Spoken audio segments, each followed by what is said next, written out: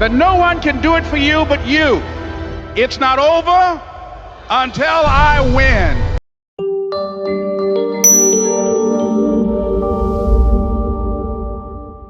I hate plan B.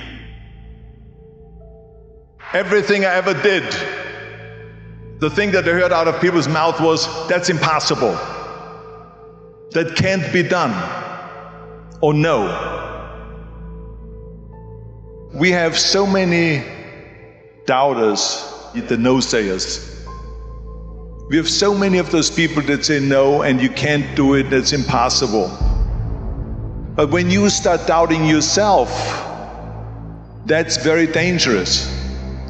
Because now what you're basically saying is that if my plan doesn't work, I have a fallback plan, I have a plan B.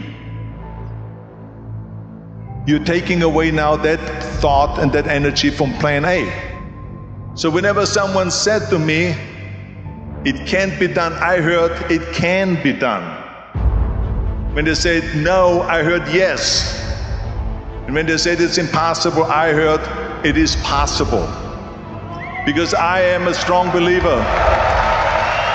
I'm telling you, I've never ever had a plan B. I made a full commitment that I'm gonna go and be a bodybuilding champion. I made a full commitment that I'm gonna be in America. I made a full commitment that I'm gonna get in the show business and I'm going to be a leading man. No matter what it takes, I will do the work. And it's very important to understand that we function better if there is no safety net, because plan B becomes a safety net. It says that if I fail, then I fall and I get picked up and I have something else there that will protect me.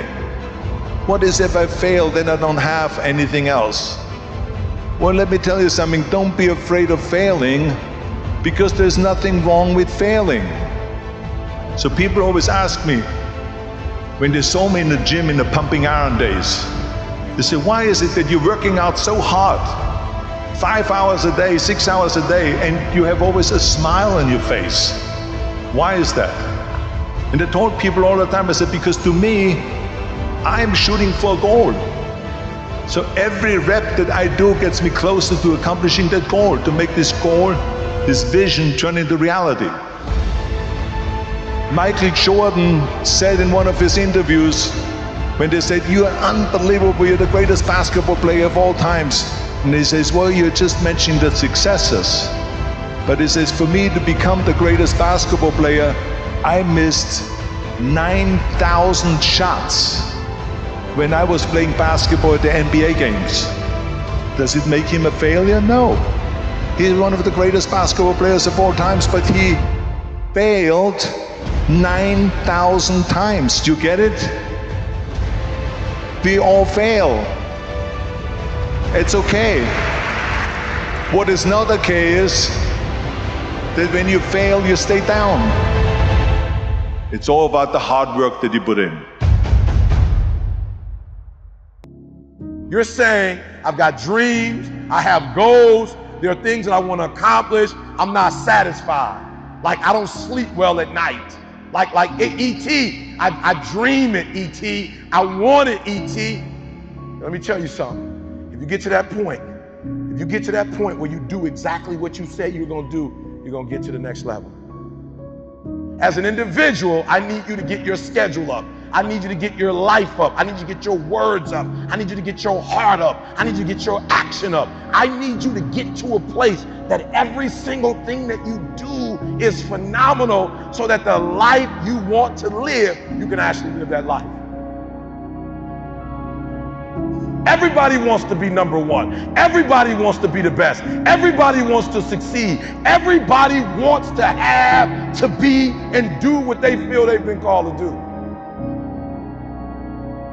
The challenge becomes, most of us, when it's time to do what beasts do, we don't do it. I need you to put this down, put this down, put this down. Because what you're going to discover as you're going towards your dream, as you're going towards your goal, there's so many distractions. There are gonna be so many people haters, so many people that come up against you, so many obstacles, so many trials, so many tribulations. And when people ask me, E.T., like for real, E, I know you can give me 20 things that you've done to help yourself to become successful. But E.T., I just need like one or two. Can you give me one or two? And one of the things I tell people is, I outlasted the pain. I outlasted the pain. I need you to recycle your pain. When I was sleeping in those abandoned buildings, I kept telling myself, one day you'll be a homeowner. Every time I walked into that abandoned building, I told myself that this might be your current circumstances, but this will not be how the story ends. All you have to do, E.T., is to survive today. When they kicked me out of school, I knew that I would not be a high school dropout for the rest of my life. I knew I got to get through this one day. Me and my mom been through a lot. My mom and I have gone months and almost years of not talking to each other, but every single day I kept telling myself, one day I'll have a great relationship with my mom again. One day. Well, I didn't grow up with my biological father. He wasn't in my life until I was 30 years old. But I told myself, today your father is not in your life, but one day. And so every single day when I wake up homeless, one day. Every single day when I woke up in that abandoned building, one day is going to be E.T.'s day, but that day can't come if I give up today. So every single day when I woke up, I kept telling myself, today might not be the day, but soon it will be my day, and I will recycle my pain. Say, what do you mean, E.T., you recycled your pain? I turned homelessness into a book. I turned my father not being in my life to a book. I turned an estranged relationship with my mom into a book. I turned being homeless into a book. I turned being a high school dropout into a bestseller. And not only do they sell it in America, they sell it across the world. What will you do with your pain? Will you let it break you, or will you let it redefine you?